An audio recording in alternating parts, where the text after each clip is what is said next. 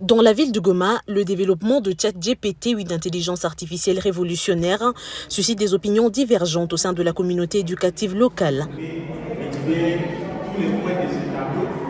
Certains étudiants voient ces technologies telles que Winnie Chizungu, étudiante en deuxième année de licence en la faculté des sciences et technologies appliquées, comme un atout précieux pour leurs recherches et leurs devoirs. La première fois que j'ai utilisé ChatGPT, c'était je devais exposer sur un sujet que je ne maîtrisais pas bien, que j'avais très bien fait l'exposé. Ça avait donné vraiment les points culminants qu'il fallait mettre dans l'exposé. La première fois, j'ai été tellement satisfaite et jusqu'à aujourd'hui, j'ai continué d'utiliser ChatGPT pour plusieurs questions dans plusieurs domaines. David Alissi, étudiant dans la même institution, partage cette opinion et considère ChatGPT comme une mine d'or pour les étudiants moins doués. Une fois, je me souviens, j'étais au labo, on avait un cours en classe avec l'enseignant. J'y étais pas. Et puis je suis arrivé, j'ai raconté directement, il y a un travail dirigé en classe.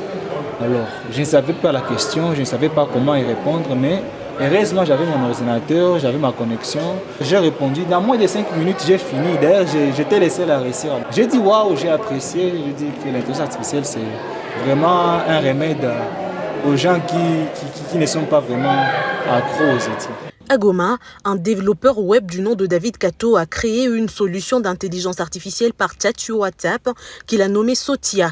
Il affirme que sa solution est la plus utilisée par les jeunes étudiants. J'ai créé Sotia qui est basée aussi sur ChatGPT, qui est une application disponible sur WhatsApp qui permet aux gens de poser toutes les questions et de trouver des réponses à quelques secondes. Sotia est maintenant beaucoup plus utilisé par les étudiants, surtout ceux qui sont en train de faire leur travail, de faire des études. Moi, je dirais que l'intelligence artificielle ne l'ira pas faible, il ira plutôt efficient dans leur travail. Cependant, tandis que l'utilisation de l'intelligence artificielle gagne en popularité chez les étudiants, les enseignants pensent que GPT risque de compromettre leur propre apprentissage.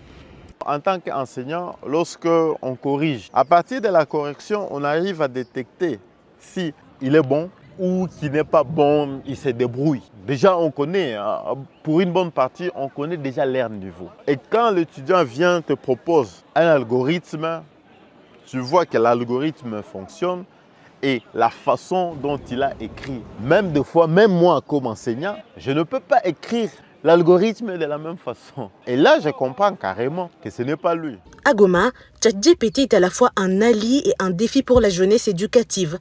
Une chose est certaine, l'impact de GPT sur la jeunesse de Goma ne fait que commencer, quitte aux étudiants de naviguer avec prudence dans ces terres de l'intelligence artificielle.